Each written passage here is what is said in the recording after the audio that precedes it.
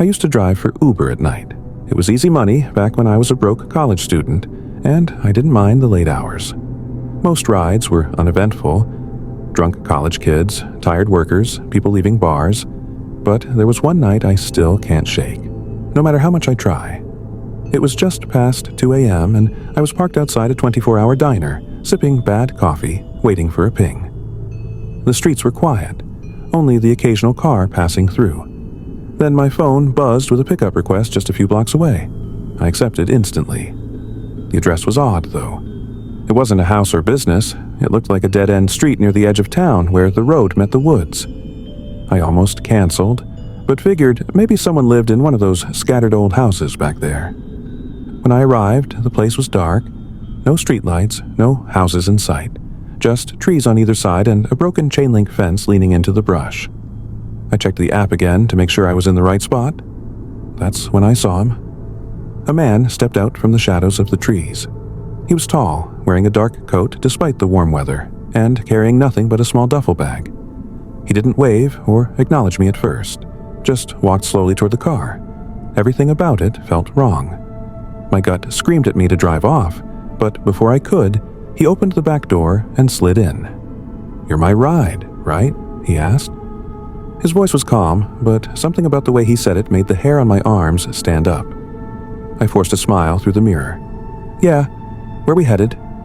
He leaned forward, closer than most passengers ever did, and said an address about 30 minutes away near the industrial district. The ride started quietly. Too quietly.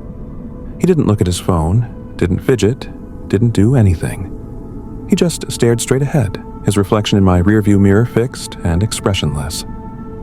I tried making small talk, asking if he'd been working late or was heading home, but he barely answered.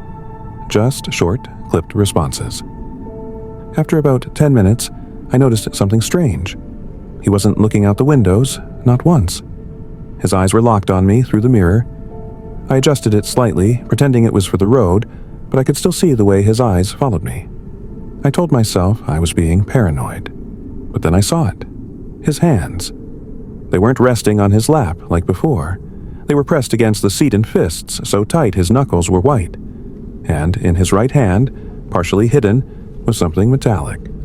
I kept driving, heart pounding. I couldn't tell if it was a knife, but I didn't want to find out. My mind raced with excuses. Flat tire, gas station stop, anything to get out of that car. That's when I spotted a 24-hour convenience store up ahead. I slowed down, pretending to check the GPS. "Hey, just need to make a quick stop for gas." "Tank's low." I lied. The man didn't say anything at first. Then, in that same calm tone, he asked, "Do you really need gas?" His voice was sharper now, almost accusing. I forced a laugh. "Yeah, don't want to risk running out on the highway." I pulled into the brightly lit parking lot and parked right next to the entrance. My hands shook as I unbuckled my seatbelt. "I'll just be a minute." That's when he leaned forward again, so close I could smell his breath. Damp, metallic, like old pennies. "I'll come with you," he said. I froze. Everything in me screamed no. I gripped the door handle and practically launched myself out of the car. I walked quickly toward the store, forcing myself not to look back, though I could hear his door opening behind me. The cashier's eyes widened when he saw me speed-walking inside. I went straight to the counter and whispered, "Call the police. Please." The man entered a few seconds later, duffel bag slung over his shoulder now. He didn't grab snacks or drinks, just stood at the end of an aisle, staring at me. The cashier nodded slowly and picked up the phone under the counter. The man must have noticed because he turned sharply and walked back out the door. I didn't breathe until I saw him disappear into the darkness beyond the parking lot. When the police arrived, they searched the area but didn't find him. They did, however, find something chilling. Behind the store, near the dumpsters, they discovered his duffel bag, abandoned. Inside were clothes and several large hunting knives, all wrapped in a cloth still stained dark. They never caught him. His account on the app was fake. Stolen info, untraceable. I quit driving for Uber after that night, but sometimes, when I'm alone on a quiet road, I swear I see him again, standing at the edge of the trees, waiting for another ride.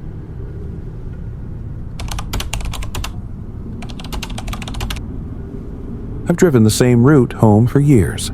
It's a stretch of two-lane back road that cuts through a thick forest. No lights, no towns for miles, just trees pressing close on either side. Normally, I don't mind it. It's quicker than taking the highway, and at night the road is usually empty. Peaceful, almost.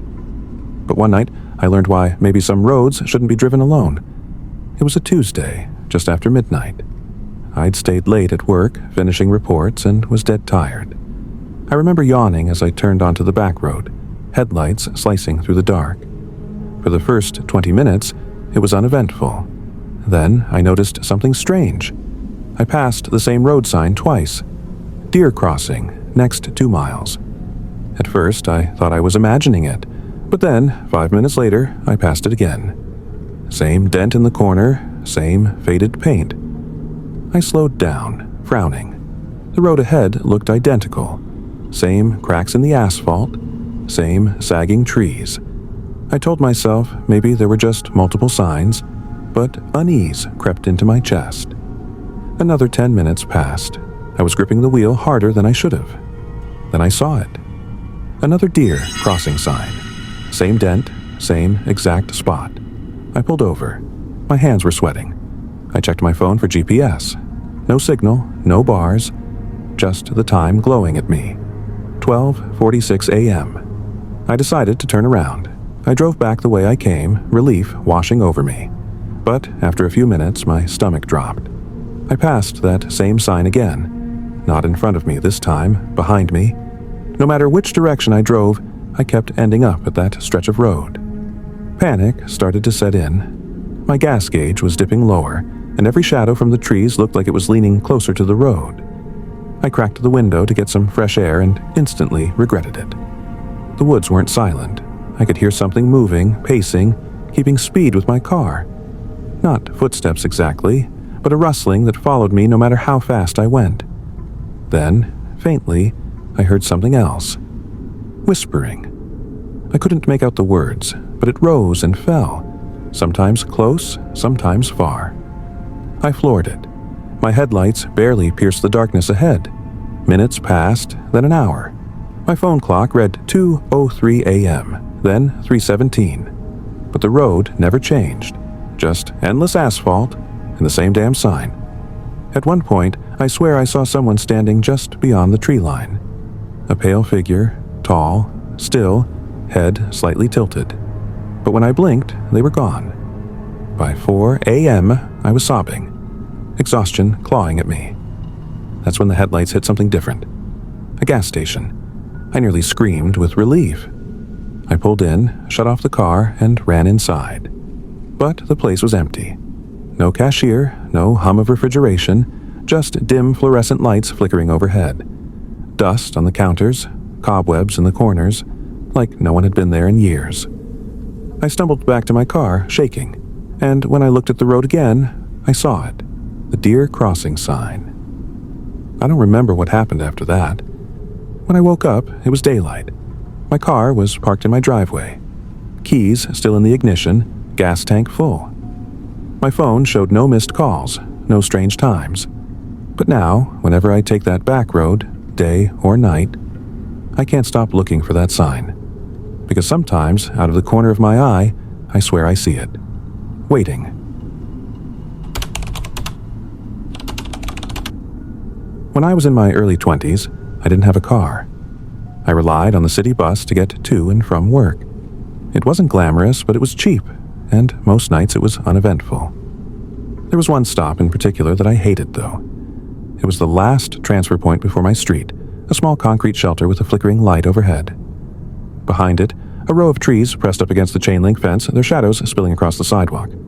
I usually worked late shifts at a diner, getting off close to midnight. By the time I reached that stop, I was often the only one there. One night, I was sitting on the bench, scrolling on my phone, when I noticed her.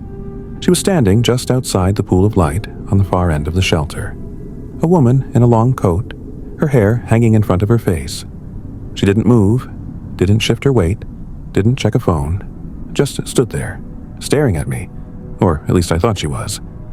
I gave a nervous smile, the way you do when you're alone at night with a stranger and want to seem friendly.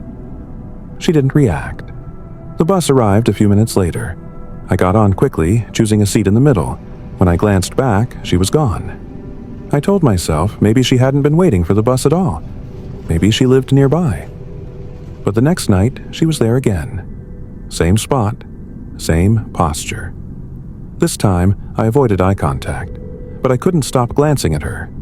She was unnervingly still, like a mannequin. The air around her seemed heavier, quieter. When the bus pulled up, I got on quickly.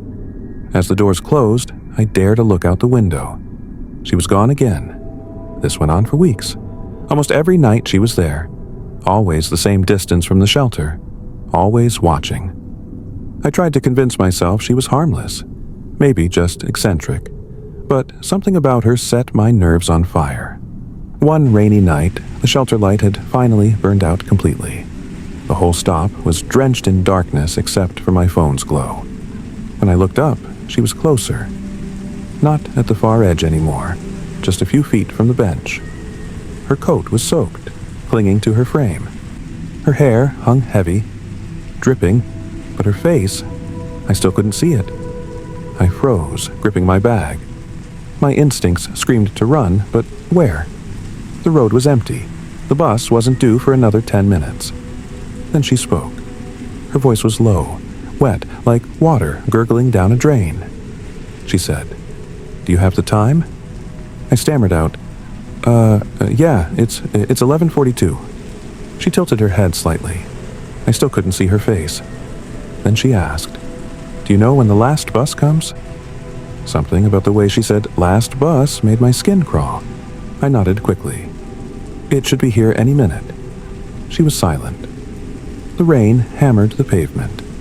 My phone buzzed with notification, and when I looked up again, she was gone. Not walking away, not stepping back into the trees, just gone. The bus came minutes later. I almost didn't get on. I was too shaken, but the thought of staying at that stop alone was worse. That night, I couldn't sleep. Every time I closed my eyes, I saw her dripping coat, heard that awful, gurgling voice. A few days later, I asked one of the bus drivers about her, an older guy who'd worked the route for years. He got quiet. Finally, he said, "You don't wait at that stop alone, do you?" My stomach dropped. "Why?" He sighed, eyes fixed on the road. Back in the 90s, a woman got hit by a car there, late at night, in the rain. She was trying to catch the last bus home. I felt cold all over. I asked, "What happened to her?" He shook his head. "Didn't make it." Folks say she still waits there sometimes, especially when it rains. After that, I never used that stop again. I walked the extra mile from the one before it. Even now, years later, when I see a flickering streetlight or hear the hiss of rain on pavement, I think about her. And I wonder, if I'd told her the wrong time that night, would she have come closer?